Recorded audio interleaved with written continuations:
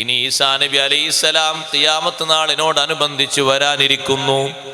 മഹാനവർകൾ ഇവിടെ വന്നിട്ട് ഒന്നുകൂടി നബി സല്ലല്ലാഹു അലൈഹി വസല്ലം നിങ്ങളുടെ ശരീഅത്തിനെ ബലപ്പെടുത്തുന്നു.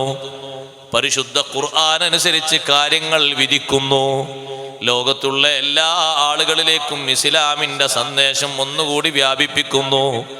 ഇഞ്ചിയിൽ പഠിപ്പിക്കാനല്ല ഇനി വരുന്നത്, പരിശുദ്ധ ഖുർആൻ അനുസരിച്ച് ദീൻ നടപ്പിലാക്കാൻ, 7 വർഷം നീതിപരമായ ഭരണം നടത്താൻ.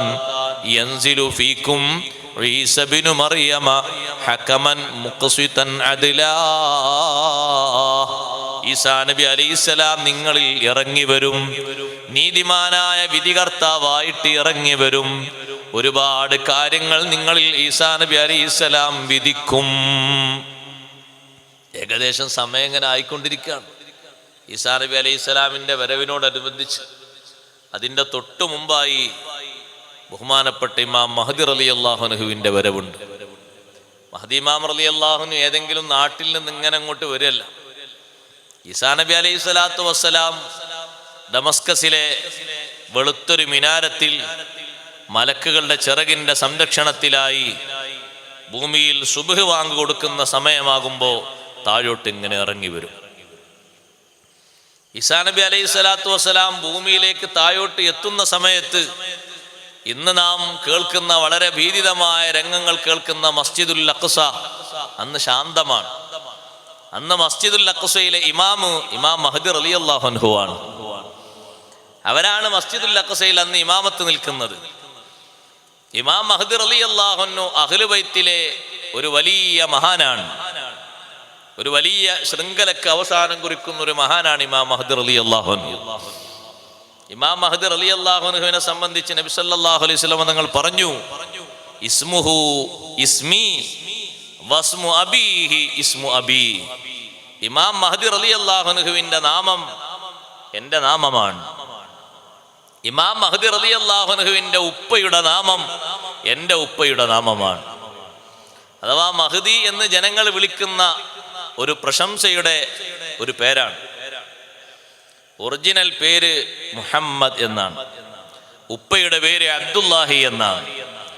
അഹ്ലു ബൈത്തിൽ പിറക്കുന്ന ആ വലിയൊരു മഹാൻ ലോകത്ത് പശ്ചിമേഷ്യയിൽ കെട്ടുപോയിക്കൊണ്ടിരിക്കുന്ന സമാധാനം മുഴുവനും പുനഃസ്ഥാപിക്കുകയും അവിടെ മർദ്ദിതരായി കഴിയുന്ന ജനവിഭാഗത്തിന് വലിയ താങ്ങും തണലുമായി വർത്തിച്ച് ഉപദേശ നിർദ്ദേശങ്ങൾ നൽകി നേതൃത്വം നൽകും.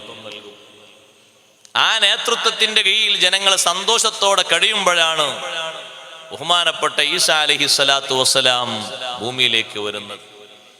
വാങ്ക് വിളിച്ച ഉടനെ തന്നെ ഇമാം മഹ്ദി റളിയല്ലാഹു അൻഹുവിനോട് വന്ന് പറയും, ഈസാ നബി അലൈഹി സ്വലാം വന്നിട്ടുണ്ട്, ദമസ്കസിൽ എത്തിയിട്ടുണ്ട്. ദിമഷ്കിൽ നിന്ന് നേരെ ആദ്യമായി മഹാനവറുകൾ കയറുന്ന പള്ളി മസ്ജിദുൽ അഖ്സയാണ്. സുബ്ഹി നിസ്കാരത്തിന് ആദ്യം ഭൂമിയിലെത്തുന്നു. സുബ്ഹി നിസ്കാരത്തിന് വേണ്ടി മസ്ജിദുൽ അഖ്സയിലേക്ക് പ്രവേശിക്കുമ്പോൾ ഇമാം മഹ്ദി റളിയല്ലാഹു അൻഹുവും വിശ്വാസികളും വളരെ സന്തോഷത്തോടെ ഈസാ നബി അലൈഹി സ്വലാത്തു വസ്സലാമിനെ വരവേൽക്കും. ഇമാമത്ത് നിൽക്കാൻ വേണ്ടി, ഇമാമായി നിസ്കരിക്കാൻ വേണ്ടി അഭ്യർത്ഥിക്കും. ഈസാ നബി അലൈഹി സ്വലാത്തു വസ്സലാം പറയും, വാങ്ക് വിളിച്ച സമയത്ത് ഞാൻ മുകളിൽ നിന്ന് താഴോട്ട് ഇറങ്ങി വരുന്നേ ഉള്ളൂ. ഭൂമിയിലല്ലേ വാങ്ക് വിളി നടന്നത്, അത് നിങ്ങളാണ് മുഴുവനായും അത് കേട്ടവർ. അതുകൊണ്ട് നിങ്ങൾ തന്നെ ഇമാമായി നിൽക്കണം. ഇമാം മഹ്ദി റളിയല്ലാഹു അൻഹു ഇമാമായി നിന്ന് ഭൂമിയിൽ ആദ്യത്തെ സുബ്ഹി നിസ്കാരം ഈസാ നബി അലൈഹി സ്വലാത്തു വസ്സലാം മസ്ജിദുൽ അഖ്സയിൽ മഅ്മൂമായി നിർവഹിക്കും. നേരെ പിറ്റേന്ന് തന്നെ ദജ്ജാൽ എന്ന് പറയുന്ന വലിയ കൊടിയ ഫിത്നക്കാരൻ ഈസാ നബി അലൈഹി സ്വലാത്തു വസ്സലാമിന് ഒരു കാഴ്ച കാണും. ദജ്ജാൽ ആദ്യം കാണുന്ന കാഴ്ചയിൽ തന്നെ അവന്റെ ശരീരം വിറവിറച്ചു പോകും. ഈസാ നബി അലൈഹി സ്വലാത്തു വസ്സലാമാണല്ലോ ദജ്ജാലിനെ വധിക്കുന്നത്. ചുമതലപ്പെടുത്തിയിരിക്കുന്നത് അല്ലാഹു മഹാനവർകളെയാണ്. ദജ്ജാൽ ഇങ്ങനെ ഉരുകിയൊലിക്കുന്നൊരു സന്ദർഭം പോലെ ശരീരം വിറച്ചിട്ട് വിറവിറക്കുമ്പോ ദജ്ജാലിനോട് പറയും, നിനക്കുള്ള സമയം ആകുന്നേ ഉള്ളൂ, നിന്നെ പിടികൂടപ്പെടും, നിന്റെ കൂടെയുള്ള ശത്രുക്കളെ മുഴുവനും വധിക്കപ്പെടും. അന്നേറ്റവും കൂടുതൽ ദജ്ജാലിന്റെ കൂടെയുള്ള സഹായികൾ യഹൂദികളാണ്.